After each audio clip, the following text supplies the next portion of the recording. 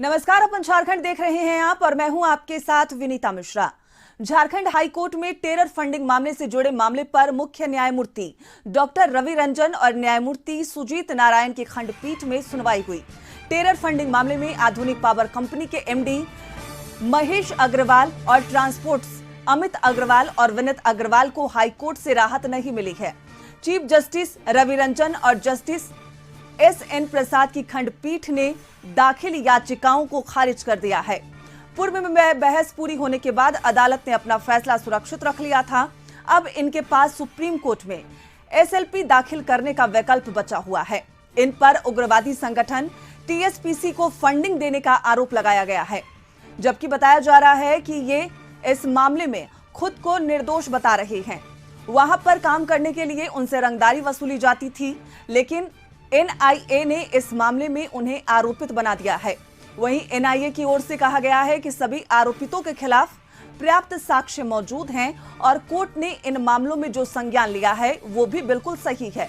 बता दें कि टंडवा में मगर लोडिंग और खनन के लिए कार्य कर रही कंपनियों पर उग्रवादी संगठन टीएसपीसी को आर्थिक मदद पहुंचाने समेत कई गंभीर आरोप लगे हैं।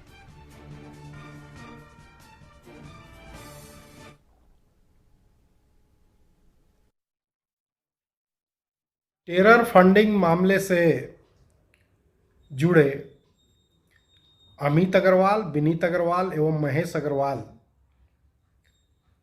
की याचिका पर आज झारखंड उच्च न्यायालय में माननीय मुख्य न्यायमूर्ति डॉक्टर रवि रंजन एवं न्यायमूर्ति सुजीत नारायण प्रसाद की खंडपीठ में सुनवाई हुई।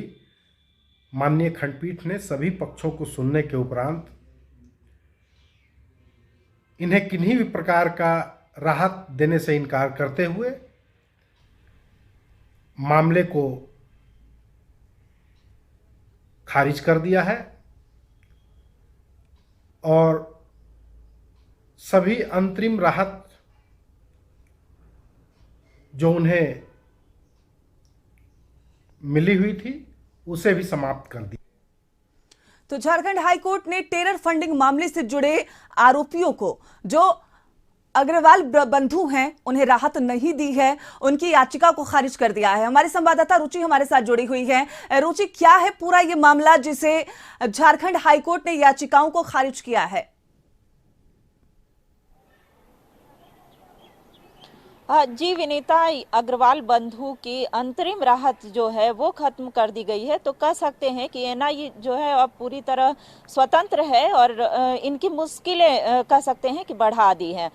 तो एनआईए जब हाई कोर्ट से इन्हें अंतरिम राहत दी गई थी तब इनके एनआईए के हाथे बंद गई थी और इनकी गिरफ्तारी नहीं कर पा रही थी। आगे की जो कार्रवाई है वो एनआईए नहीं कर पा रही थी। तो अब हाई कोर्ट से जो है इनकी अंतरिम राहत खत्म करने के बाद अब एनआईए स्वतंत्र है और ये पूरा मामला जो है अग्रवाल बंधु जो है आम्रपाली परियोजना और मगध परियोजना, इसमें शांति समिति के नाम पर जो लेवी वसूली होती थी वो जो है उग्रवादी संगठन को जाते थे और उग्रवादी संगठन उस पैसे का इस्तेमाल हथियार खरीदने में किया करते। तो इस तरह से एनआईए के तरफ से जो साक्ष्य हैं वो दिए जा रहे हैं, लेकिन जो अग्रवाल बंधु है वो उनके तरफ से था कि हम पूरी तरह निर्दोष है और उन्होंने हाई कोर्ट में एक राहत के लिए उन्होंने याचिका दायर की थी। उसके बाद अंतरिम राहत प्रदान की गई थी और जो कि आज हाई कोर्ट ने खारिज कर दिया है। तो यूँ कह सकते हैं विनीता कि अब जो है इनकी मुश्किलें और बढ़ गई हैं।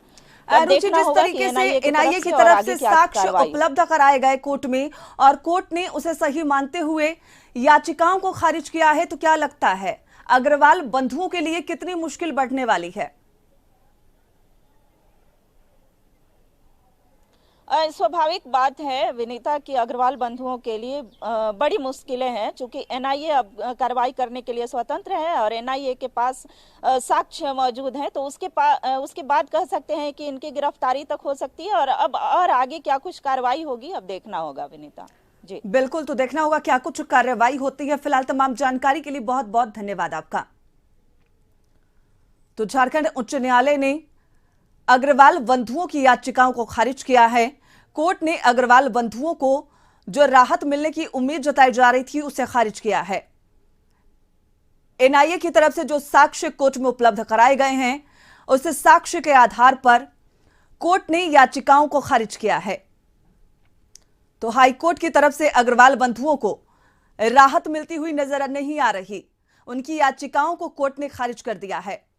टीएसपी को फंडिंग देने के आरोप अग्रवाल बंधुओं पर लगे और इन आरोपों के आधार पर कोर्ट ने उनकी याचिकाओं को फिलहाल खारिज कर दिया है। इससे पहले भी इस मामले पर सुनवाई हुई थी, हालांकि उस वक्त कोर्ट ने अपना फैसला सुरक्षित रख लिया था।